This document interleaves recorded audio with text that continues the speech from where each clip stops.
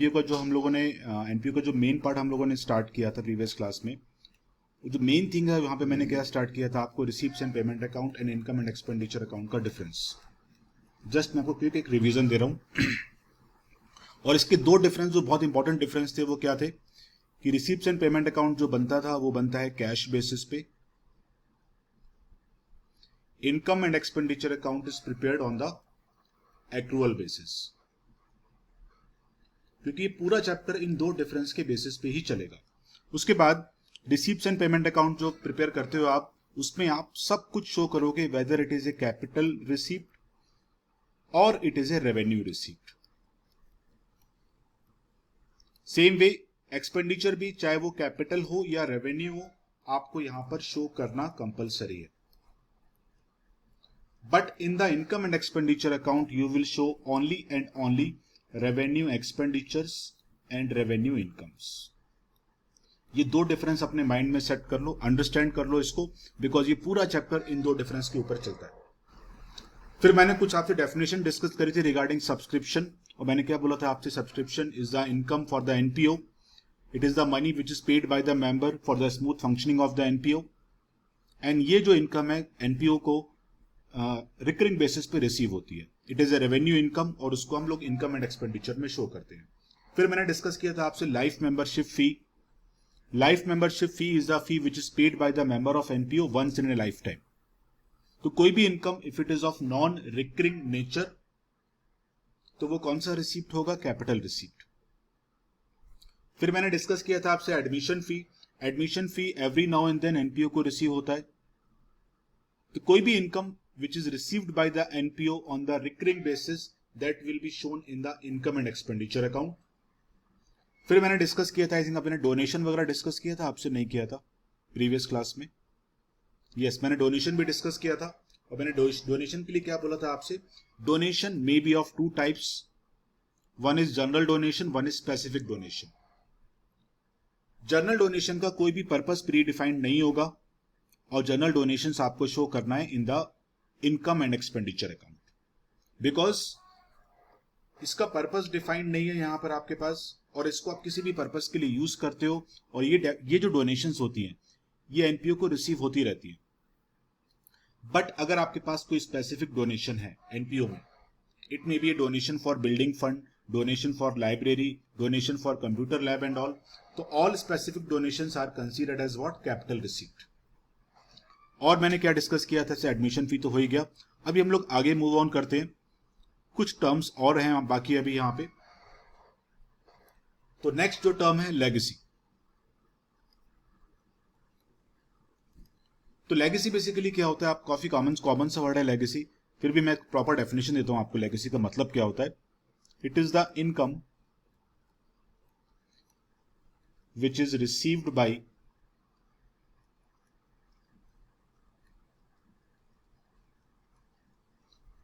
NPO by the will of deceased person। Disease मतलब जिसकी death होने वाली है या जिसकी डेथ हो गई है। तो सपोज डिसीज पर्सन ने अपना एक विल बनाया, और उस विल में उसने लिख दिया कि मेरी मरने के बाद मेरी सारी प्रॉपर्टी, सारी बिल्डिंग, सारा मनी सब एनपीओ के पास चला जाएगा। तो such type of inflow of money, such type of income for the NPO is called as a legacy, and it is a capital receipt. It is what? It is a capital receipt, because ये income NPO को बार बार नहीं होती है। ये income NPO को बार बार नहीं होगी। और कोई भी कैपिटल रिसीप्ट अगर है, तो मैंने क्या रूल सिखाया आपको, कोई भी capital receipt income and expenditure में शो नहीं करना है आपको। तो इसका प्लेसमेंट कहां पर होगा, one is the receipts and payment account on the receipt side,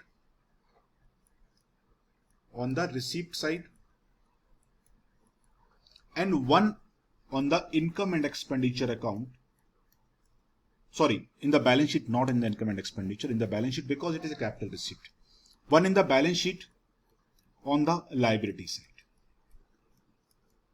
तो इन दिस वे आप पूरा ट्रीटमेंट करोगे लेगेसी का, बिकॉज जैसे मैंने पहले भी बोला था आपको लास्ट क्लास में, बोर्ड एग्जाम में जो क्वेश्चन आएगा mostly they will give you one receipts and payment account. आपका टास्क सिर्फ इतना सा है, आप उस अकाउंट को देख के दो अकाउंट रेडी करोगे, one is income and expenditure, one is balance sheet. बस इतना सा काम करना है आपको, ठीक। नेक्स्ट जो डेफिनेशन आप जो सम्स में यूज करोगे वो है आपका honorarium. Honorarium basically it is a kind of fee which is paid by the NPO to outsource some service. जैसे आप लोगों ने देखा होगा आपके स्कूल में कई बार कोई विजिटिंग फैकल्टी हायर करते हैं, किसी हॉस्पिटल में डॉक्टर की सर्विसेज को हायर कर दिया, तो अगर सपोज एनपीओ ने कुछ आउट सर्विसेज को आउटसोर्स किया, they are not the employ of that NPO, तो उनको हम जो मनी पे करते हैं दैट इज ए ऑनोरेरियम। तो सपोज किसी एनपीओ ने किसी ऑडिटर को हायर किया, किसी की सर्विसेज को अवेल किया, they are not the employ.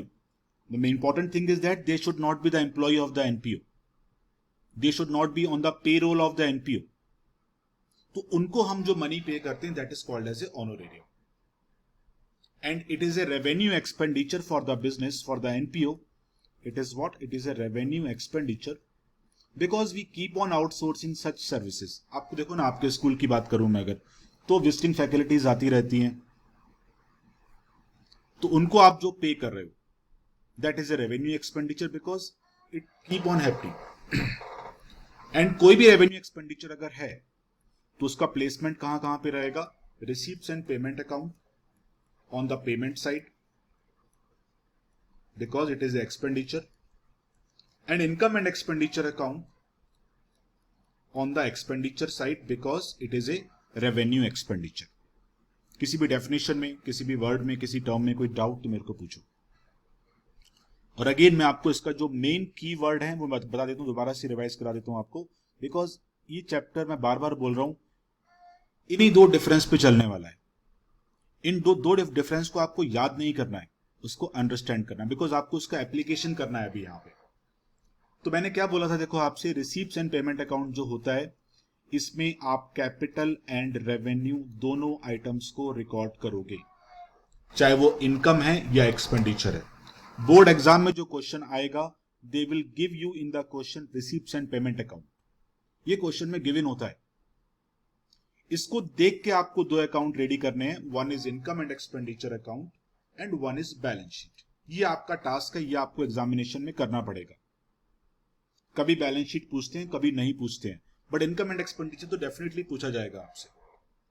तो आपका टास्क सिर्फ इतना सा है कि यहां से रेवेन्यू के आइटम को पिक करके यहां पे ले जाओ और कैपिटल के आइटम को पिक करके यहां पर ले जाओ, बस आपको इतना सा काम करना है। एंड एडिशनली क्या करना पड़ेगा आपको, एज आई टोल्ड यू, ये अकाउंट जो बना है वो बना है कैश बेसिस पे, और ये अकाउंट जो बनता है वो एक्रूअल बेसिस पे बनता है। तो on the way there may be some adjustments for salary, rent, subscription, तो वो एडजस्टमेंट्स आपको इनकॉर्पोरेट करने हैं while preparing the income and expenditure account. Because accrual basis क्या बोलता है आपको कि कोई भी इनकम या कोई भी एक्सपेंडिचर अगर करंट फाइनेंशियल ईयर की है तो आपको इनकम रिसीव हो या नहीं हो मुझे उससे मतलब नहीं है। आपने एक्सपेंसेस पे किया या नहीं पे किया, I don't bother for that, but if these income और expenditures belongs to current financial year, it has to be shown in the income and expenditure account, that is the accrual basis of accounting. और cash basis is not a year bound.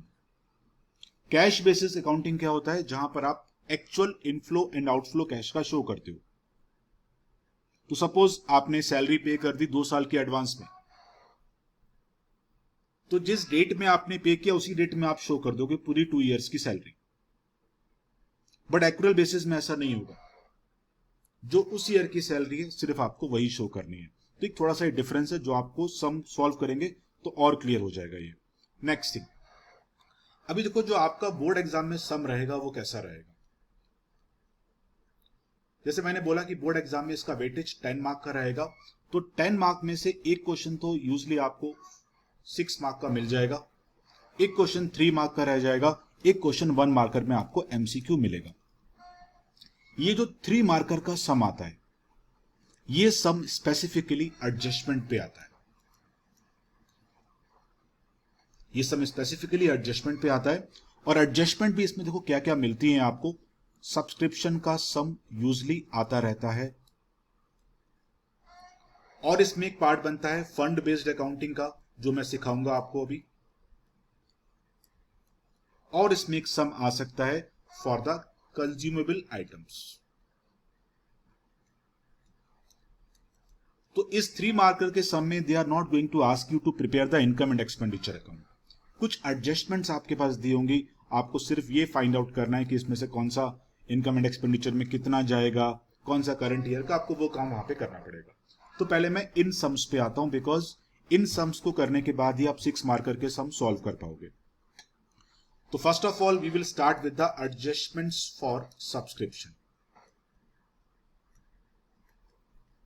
क्योंकि ये सबसे important adjustment है और इसके adjustment पे ना board में आज तक कभी सम बना भी नहीं है।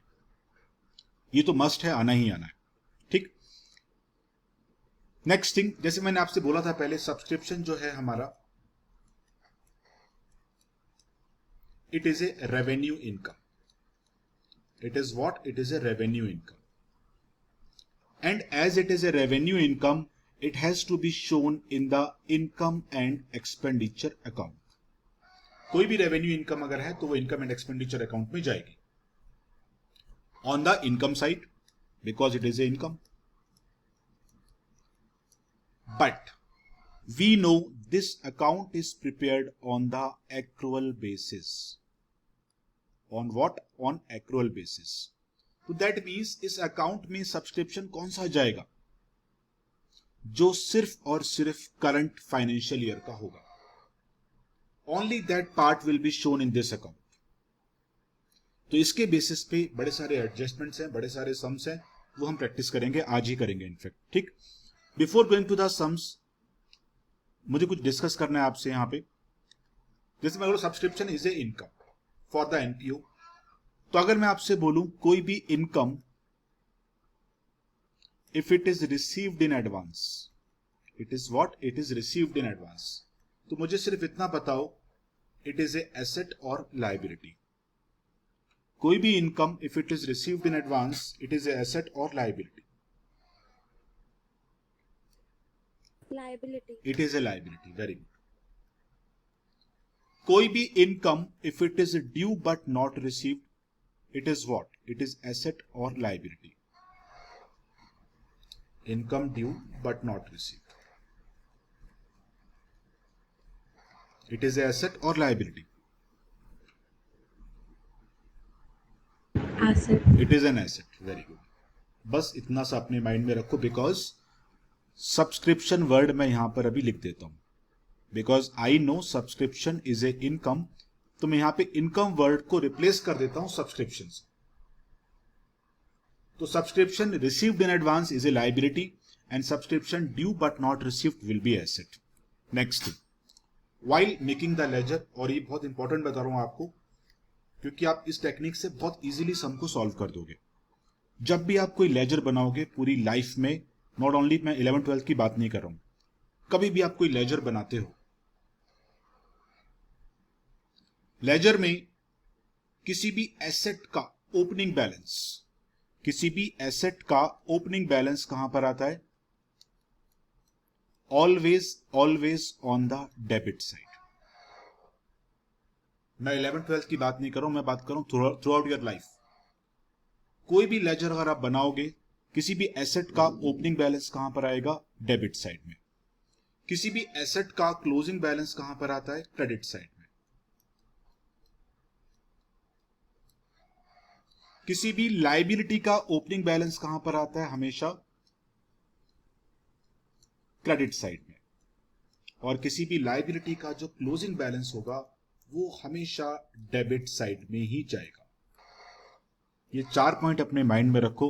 यू विल नॉट बिलीव, आप मोर देन 80% सम सॉल्व कर लोगे इस बुक के, सब्सक्रिप्शन वाले सम। और मैंने आपको ऊपर क्या बोला भी सब्सक्रिप्शन के लिए? Subscription due but not received is a asset and subscription received in advance is a liability. मैं दोबारा से लिख देता हूं इस चीज को, subscription due but not received, it will be a asset, and subscription received in advance it is a liability. और किसी भी एसेट का ओपनिंग बैलेंस लेजर में कहां पर आता है, डेबिट साइड में, क्लोजिंग कहां पर आता है, क्रेडिट साइड में। किसी भी लायबिलिटी का ओपनिंग बैलेंस कहां पर आएगा, क्रेडिट साइड में, और क्लोजिंग कहां पर आएगा, डेबिट साइड में। ये 4-5 पॉइंट अपने माइंड में रखो, सब्सक्रिप्शन के 95% सम सॉल्व हो जाएंगे। 1-2% होते हैं ना, थोड़ी बहुत एडजस्टमेंट करनी पड़ती है, बट मोस्ट ऑफ द सम आप यहां से सॉल्व कर लोगे। तो कुछ सम आप प्रैक्टिस करेंगे आज हम लोग एनपीओ के सब्सक्रिप्शन के ऊपर। तो मैं आपको कुछ सम फॉरवर्ड करता हूं इसके। कुछ सम्स आपको दिख रहे होंगे स्क्रीन पे, इलस्ट्रेशन नंबर 5, 6 एंड ऑल जो भी है, इसको हम लोग अभी सॉल्व करेंगे 1 बाय 1। और जो मैंने आपको रूल सिखाया था वो रूल अब बस फॉलो करना, ठीक है। तो पहले मैं इलस्ट्रेशन नंबर 5 पे आता हूं, इसको हम लोग कंप्लीट करते हैं। पहले देखो इसमें क्या बोल रहा है, रिसीप्ट्स एंड पेमेंट अकाउंट जो है आपका एक फैन एंटरटेनमेंट क्लब का है, बता रहा है वो भी।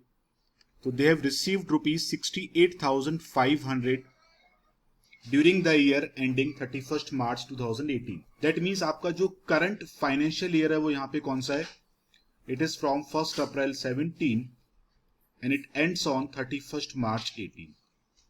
ये आपका क्या हो गया, करंट ईयर। तो यहां पर आपका जो इनकम एंड एक्सपेंडिचर अकाउंट बनता है वो कैसे बनता है, एक्रूअल बेसिस पे। एंड एक्रूअल बेसिस पे you have to be more focus on the current financial year. तो आपका जो करंट ईयर यहां पे बना वो है 17-18 का, जो नेक्स्ट ईयर रहेगा वो 18-19 का, और जो प्रीवियस ईयर रहेगा वो रहेगा 16 एंड 17 का, ठीक। तो during the current year as per the receipts and payment account that club has received ₹68,500 by way of subscription।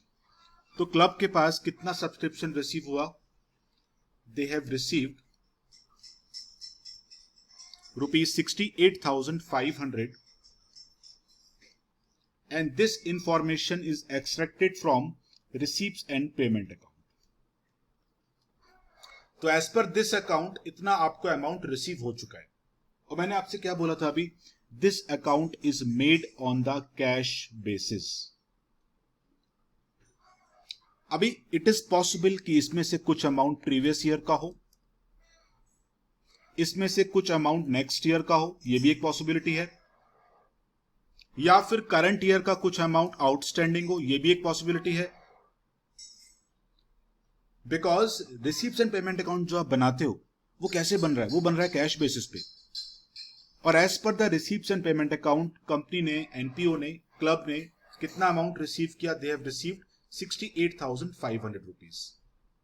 तो आपका टास्क यहां पर कितना है, आपका टास्क यहां पर ये है, यू हैव टू कैलकुलेट कि इनकम एंड एक्सपेंडिचर में कितना अमाउंट आएगा। इनकम एंड एक्सपेंडिचर में कितना अमाउंट आपको शो करना है। That means you have to calculate कि what is the actual amount of subscription for the current financial year. आपको कैलकुलेट यहां पर क्या करना है कि what is the actual amount of subscription for the current financial year. क्यों, because आपका जो इनकम एंड एक्सपेंडिचर अकाउंट बनता है that is prepared on the accrual basis, and as per the accrual basis I need income and expenditure only for the current year. तो आपके पास question में कुछ adjustments दिए। Subscription outstanding as on 31 March 17 दिया हुआ है आपके पास, एडवांस में कितना रिसीव हुआ, सब कुछ आपके पास ये 4 पॉइंट में पूरी इंफॉर्मेशन दी है। अभी मेरी बात को बहुत केयरफुली सुना। इस सम को आप 2 वेज में सॉल्व कर सकते हो। चाहो तो आप इसको with the help of ledger solve कर लो, वो भी एक इजी वे है, इनफैक्ट वो ज्यादा इजी वे है। और आप चाहो तो इसको बिना लेजर से भी सॉल्व कर सकते हो। मैं आपको दोनों वे सिखाऊंगा इसके अभी। तो देखो, सब्सक्रिप्शन इज ए इनकम, कोई डाउट इसमें आपको होना नहीं चाहिए। कोई भी income if it is outstanding, मैंने क्या बोला था, इट इज ए एसेट। कोई भी income if it is received in advance, it is what, it is a liability. It is what, it is a liability. और मैंने क्या सिखाया आपको भी लेजर बनाते टाइम कि किसी भी एसेट का ओपनिंग बैलेंस कहां पर जाएगा, डेबिट साइड में, क्लोजिंग कहां पर जाएगा, क्रेडिट साइड में। किसी भी लायबिलिटी का ओपनिंग बैलेंस कहां पर जाएगा, क्रेडिट साइड में, और क्लोजिंग कहां पर चला जाएगा, डेबिट साइड में। तो इन दिस वे आप आराम से लेजर बना सकते हो। तो देखो आपका जो फाइनेंशियल ईयर है यहां पर वो कौन सा है, 17-18। 17 and 18. This is my current financial year. So as I told you, subscription outstanding is a asset because कोई भी income if it is due but not received is a asset. तो 31st March 17 की बात हो रही है, means ये क्या हो गया, opening balance of asset. Subscription received in advance, date देखो 31st March 17, तो ये क्या हो गया आपका opening balance of liability. Subscription outstanding as on 31st March 18, outstanding means asset बन गया अभी, तो ये क्या हो गया closing balance of asset. And subscription received in advance as on 31st March 18, तो ये क्या हो गया आपका क्लोजिंग बैलेंस ऑफ लायबिलिटी. तो अगर आप इसको लेजर में अरेंज कर दो तो आपका सम मिनट्स में सॉल्व हो जाएंगे. और लेजर की बस मेरी वाली ट्रिक फॉलो करो आप. तो यहां पे आपको बनाना पड़ेगा अभी सब्सक्रिप्शन अकाउंट.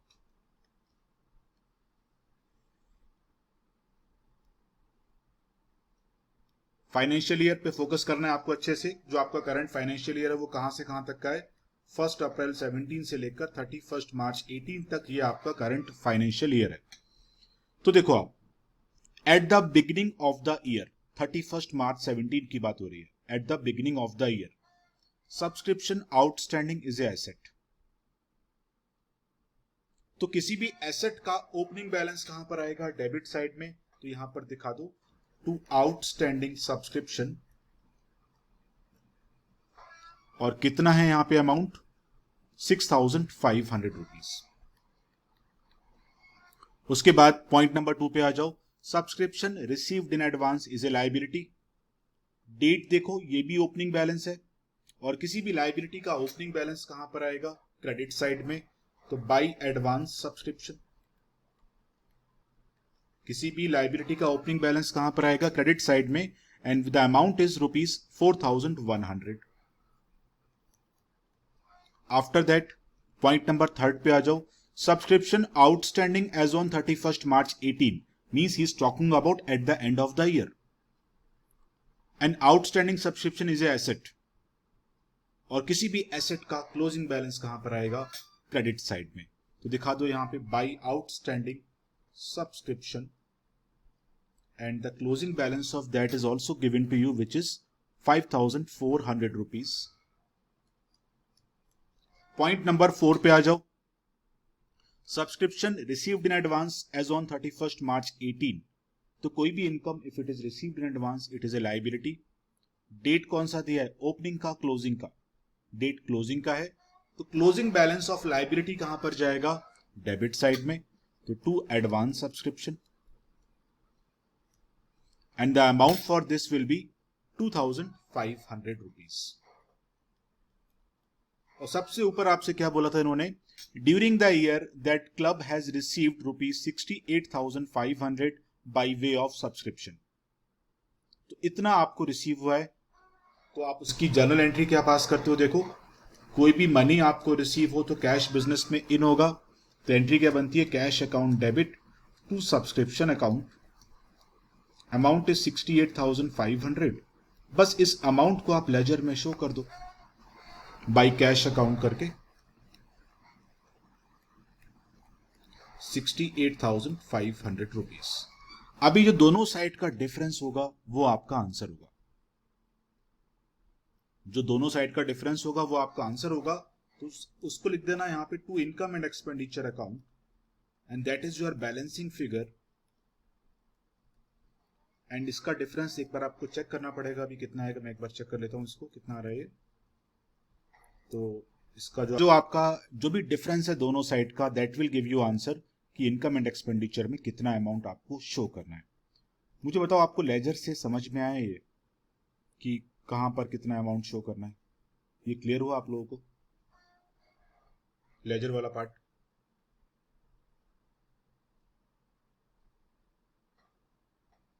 अनुश्री क्लियर हुआ, कृतिका क्लियर हुआ.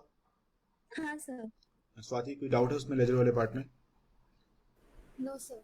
हरसिमरन क्लियर हुआ लेजर वाला पार्ट? अनुश्री? हाँ सर क्लियर है. चलो गुड. अभी अगर सपोज आपको लेजर से नहीं करना है, देयर इज वन मोर वे, वो भी आप सीख लो,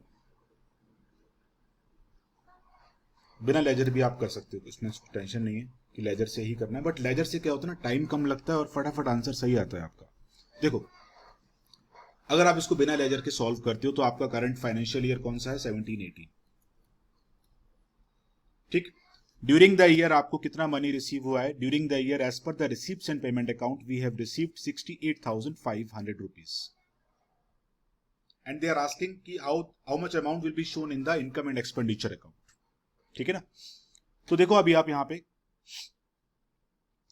subscription outstanding at the beginning of the year, आपका जो फाइनेंशियल ईयर है उस पर अच्छे से फोकस कर लो बस, ये आपका फाइनेंशियल ईयर है। And income and expenditure account में बार बार रिपीट कर रहा हूं, it is made on the accrual basis, और as per the accrual basis only income and expenditures of the current financial year will be shown here. तो subscription outstanding as on 31 March 17 was ₹6,500। ये amount कौन से year का है, previous year का है या करंट ईयर का है? ये अमाउंट कौन से ईयर का होगा, प्रीवियस ईयर का या करंट ईयर का?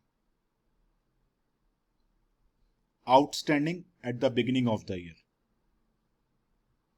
ये अमाउंट प्रीवियस ईयर का रहेगा, बिकॉज एज ऑन 31 मार्च 17 की बात हो रही है, और 1 अप्रैल से तो आपका न्यू ईयर स्टार्ट हो गया ना। तो जो आउटस्टैंडिंग था आपका प्रीवियस ईयर का, उसको माइनस कर दो, दैट इज 6,500, बिकॉज ये प्रीवियस ईयर का है। Subscription received in advance as on 31 March 17, received in advance means 31 March 17 को आपको कुछ सब्सक्रिप्शन एडवांस में रिसीव हो गया, that means this income is for the current year. Language को समझो, 31 मार्च 17 को आपको कुछ इनकम एडवांस में रिसीव हो चुका है, that means this income is for the current year. और अगर ये करंट ईयर की है तो इसको करंट ईयर में प्लस करो, because I need income for the current year. Eight the end कितना आउटस्टैंडिंग है, 5,400, और आपका करंट ईयर कौन सा है, 17-18। तो as on 31 March 18 5,400 rupees outstanding है, that means this outstanding is for the current year. तो करंट ईयर का है तो प्लस कर दो। Subscription received in advance as on 31 March 18, तो 31 मार्च 18 को मीन्स इस डेट को कुछ सब्सक्रिप्शन आपको एडवांस में रिसीव हो चुका है, दैट मीन्स वो इनकम करंट ईयर की तो नहीं हो सकती ना अभी, ये इनकम आपको एडवांस में रिसीव हुई है, that means this income belongs to next year, and as per the actual concept I need income only for the current year, तो उसको माइनस कर दो आप, विच इज 2,500। अभी भी आपका जो आंसर है वो सेम ही आएगा, चाहो तो आप क्रॉस चेक कर लो, आंसर विल बी सेम। जो हमारा पहले आंसर आया था 69,000 रुपीज का, स्टिल आपका आंसर 69,000 ही आएगा, that means this is the amount which will be shown in the income and expenditure account. तो ये अमाउंट आपको इनकम एंड एक्सपेंडिचर में शो करना है, समझा आपको? मेरे हिसाब से लेजर वाली टेक्निक ज्यादा इजी है, उसमें ज्यादा फंसते नहीं हम लोग, इजीली सम सॉल्व हो जाते हैं। क्वेश्चन नंबर 5 देखो अभी आप, इसको मैं लेके आता हूं नीचे, फिर हम इसको सॉल्व करते हैं।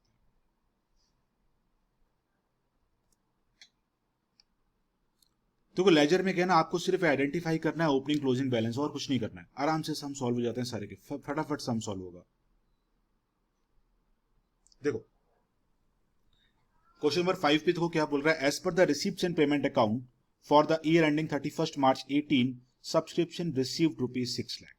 बिफोर स्टार्टिंग द क्वेश्चन मैं बार बार बोलता हूं, अपने करंट ईयर पे अच्छे से फोकस रखो। In this question the current year is from 1 April 17 and it will ends on 31st March 18. That means I need subscription only and only for the current financial year, because I have to follow the accrual concept.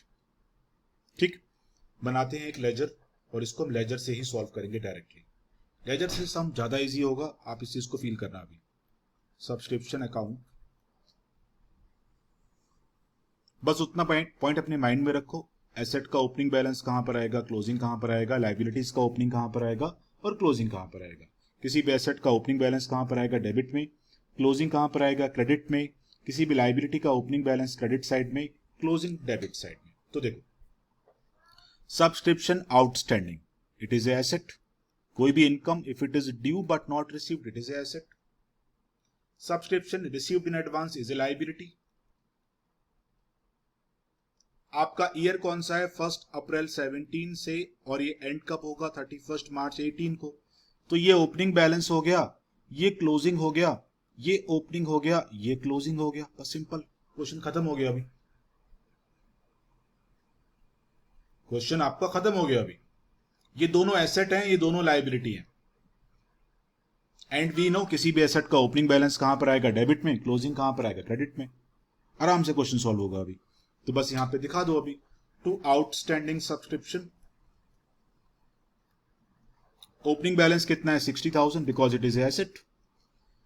Eight the end कितना outstanding है, 40,000। तो closing balance कहां पर आएगा, credit side में।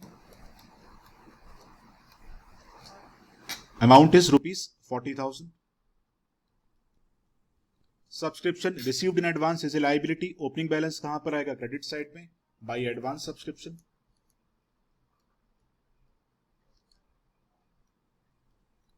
And received in advance at the end is a liability, but it is a closing balance, and closing balance of liability will come on the debit side. So to advance subscription, and amount for this is ₹38,000.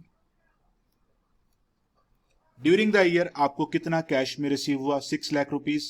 तो by cash यहां पे दिखा दो, 6 lakh rupees. जो भी difference होगा that will give you answer कि income and expenditure में आपको कितना अमाउंट शो करना होगा। तो the difference of both the sides ये आपका हो गया 6,72,000 रुपीज। एंड 6,72,000 से अगर आप माइनस करोगे 98,000 rupees, your answer will be 6,72,000 minus 98,000. It is 5,74,000 rupees. तो ये अमाउंट आपको इनकम एंड एक्सपेंडिचर में शो करना है, and this will be the balancing figure. और same way proper like ledger totaling करके इसको क्लोज जरूर कर देना। अभी मुझे बताओ, ये सम आप लोग क्लियर हुआ? लेजर वाला टेक्निक ज्यादा इजी लग रहा है या फिर ट्रेडिशनल वाला, कौन सा इजी लगा आपको?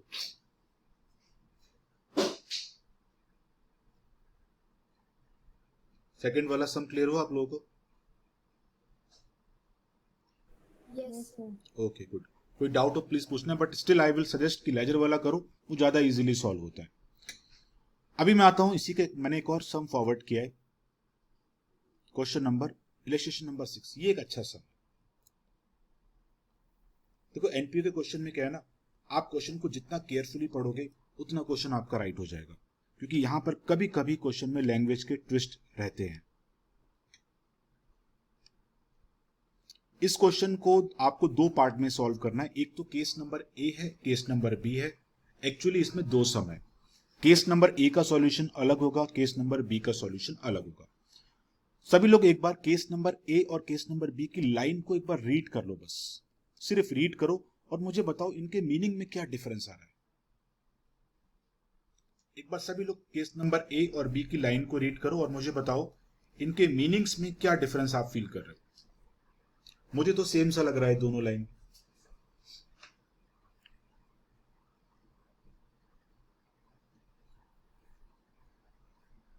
सभी लोग मुझे पढ़ के बताओ, लाइन ए में और केस ए में और केस बी के वर्डिंग में क्या डिफरेंस आप लोग बता रहे हो।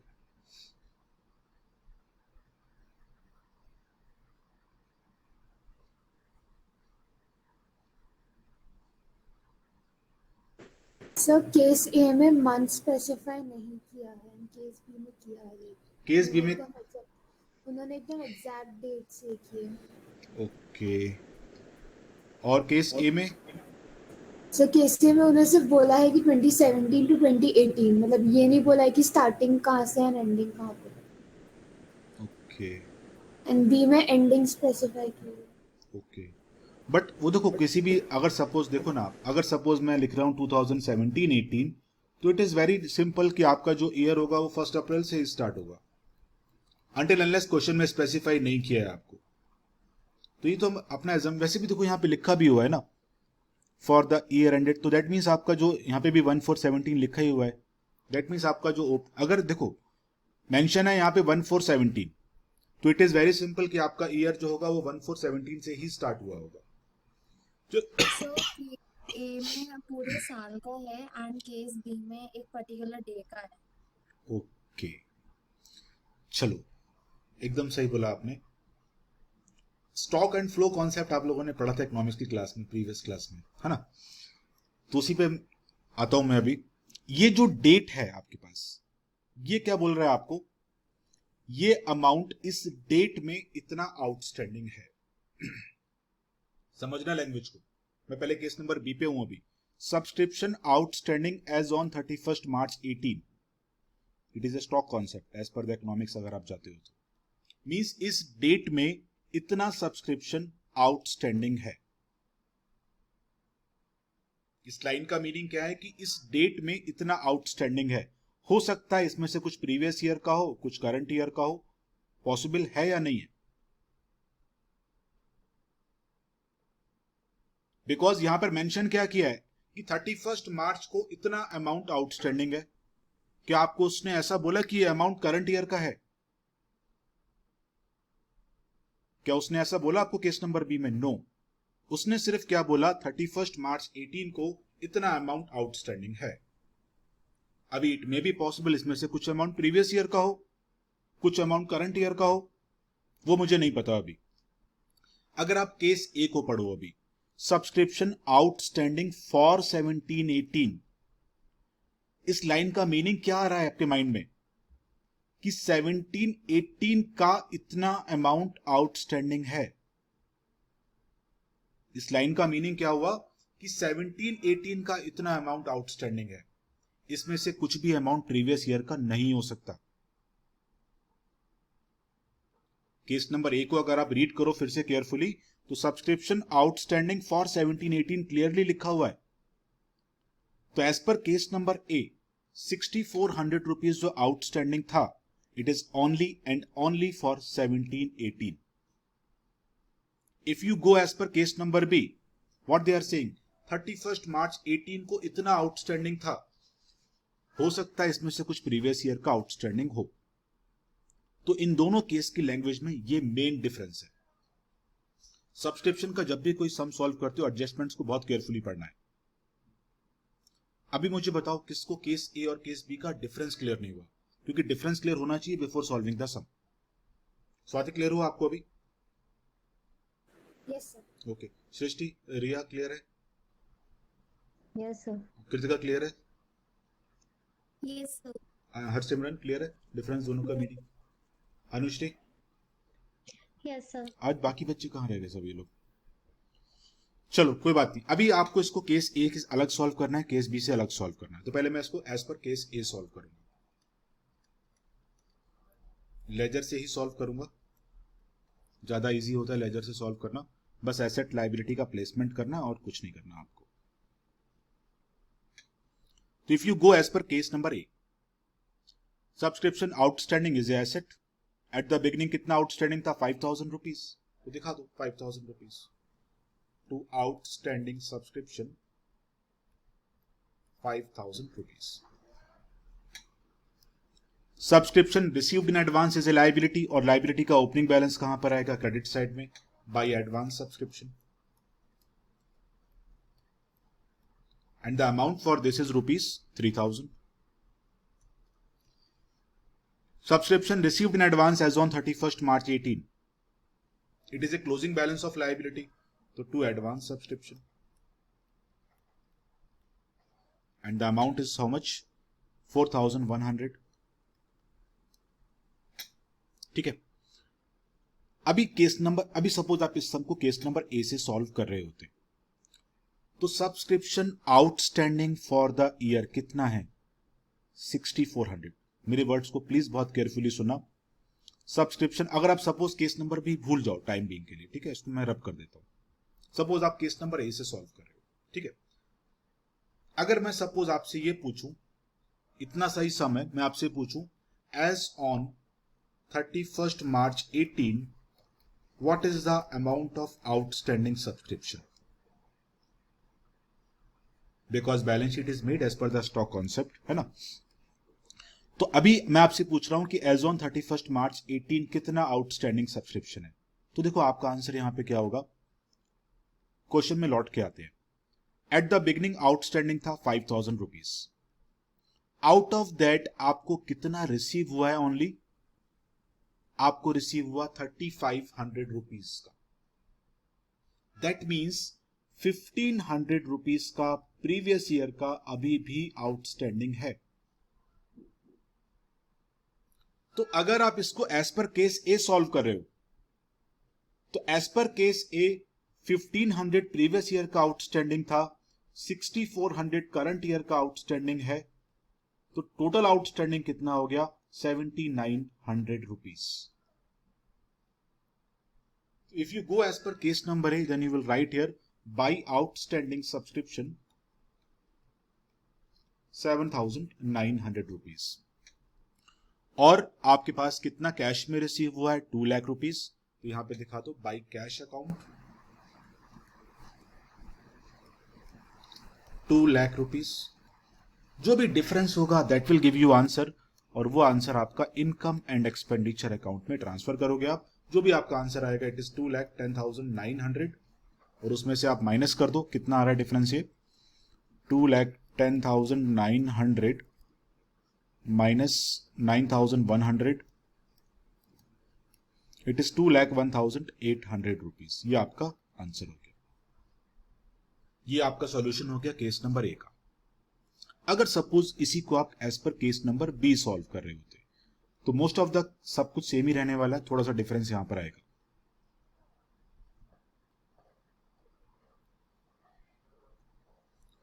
तो देखो एट द बिगिनिंग कितना आउटस्टैंडिंग था? 5000 रुपीज। वही दिखा दो यहां पे, to outstanding subscription 5000।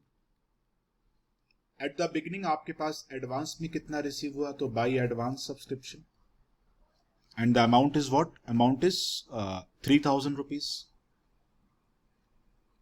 At the end of the year advance में कितना रिसीव हुआ आपको? Which is 4100। तो is a closing balance of liability, और वो कहां पे चला जाएगा? डेबिट साइड में। अभी आ जाओ एट द एंड कितना आउटस्टैंडिंग है। अभी सपोज इस सम को आप as per case number B solve कर रहे हो। सपोज एज्यूम करो मैं केस नंबर ए को हाइड कर देता हूं, तो केस बी की वर्डिंग को पढ़ो। Subscription outstanding as on 31 March 18 means इस डेट में इतना आउटस्टैंडिंग है। दैट मींस इस 6400 में से 1500 प्रीवियस ईयर का होगा, एंड जो बचेगा कितना बचेगा अभी आपके पास? ये 4900 आई थिंक करंट ईयर का होगा। तो एज ऑन का मतलब यहां पर क्या है कि इस डेट में टोटल आउटस्टैंडिंग इतना है, and I need total outstanding for the ledger. तो total outstanding as per the case number B is 6400। तो यहां पे लिखोगे आप by outstanding subscription it is 6400, और आपको कितना रिसीव हुआ है during the year? It is rupees 2 lakh. तो यहां पे दिखा दो by cash account 2 lakh rupees. जो भी डिफरेंस आएगा वो आपको आंसर देगा। तो अभी आप दोनों को कंपेयर करो। देखो केस नंबर ए और केस नंबर बी के सॉल्यूशन में जो डिफरेंस आया वो सिर्फ इसका आया, इस अमाउंट का और इस अमाउंट का। This was for case number A and this was for case number B. अब ये डिफरेंस क्यों आया? Because while making the ledger I need subscription outstanding at the end of the year कितना है। तो अगर आप इसको केस नंबर ए से सॉल्व कर रहे थे, तो केस नंबर ए की वर्डिंग को पढ़ो। करंट ईयर का आउटस्टैंडिंग था 6400, प्रीवियस ईयर का आउटस्टैंडिंग था 1500। तो अगर आप केस नंबर ए से सॉल्व करोगे तो as on 31 March 18 total outstanding हो गया 7900 रुपीज का। तो इसीलिए मैंने यहां पर 7900 रुपीज शो किया। But same some case number B से देखो आप, तो मैंने यहां पे 64 ही शो किया। क्यों? बिकॉज वर्डिंग को पढ़ो। आउटस्टैंडिंग एज ऑन 31 मार्च 18, इसका मतलब क्या हुआ कि 6400 में ऑलरेडी 1500 इंक्लूडेड है, तो मुझे उसको अलग से ऐड करने की जरूरत नहीं है, बिकॉज वर्डिंग का यूज है एज ऑन 31 मार्च 18। तो यहां पर आपको क्वेश्चंस को बहुत केयरफुली रीड करना है, एटलीस्ट फॉर द ईयर लिखा है, एज ऑन लिखा है, बिकॉज वहां पर मिस्टेक्स होती हैं। समझा ना आपको? और कोई डाउट तो मुझे बताओ किसी को, आज के लिए फिर मैं इतना ही रखता हूं। कोई डाउट किसी को कहीं पर, कोई भी? कोई डाउट नहीं है? Case number A, case number B clear हुआ सभी को? Yes sir. चलो गुड। बट वहां में थोड़ा सा पढ़ के रखो, स्पेशली एक दो सम अभी सॉल्व करना शुरू करो अपनी बुक से, सब्सक्रिप्शन के सम सॉल्व करो, बिकॉज ये जो एडजस्टमेंट है बोर्ड एग्जाम में तो डेफिनेटली आता ही है, एक सम का पार्ट बनेगा, अदरवाइज इसके ऊपर एक अलग से भी सम बहुत बार आ चुका है। और इनफैक्ट इस बार भी जो सैंपल पेपर सीबीएसई ने रिलीज किया था उसमें भी सम था सब्सक्रिप्शन का, बहुत इंपॉर्टेंट पार्ट है सब्सक्रिप्शन का एडजस्टमेंट। और अपना फोकस एकदम रखो क्लियर, लेजर से करो, फटाफट सम सॉल्व होगा। एसेट का ओपनिंग बैलेंस डेबिट में, क्लोजिंग क्रेडिट में, लाइबिलिटीज का क्लोजिंग डेबिट में, ओपनिंग क्रेडिट में, बैलेंसिंग फिगर ऑटोमेटिकली आपको आपका आंसर दे देगा। चलो फिर मैं अभी के लिए इतना रखता हूँ, नेक्स्ट क्लास में आगे कंटिन्यू करेंगे हम लोग।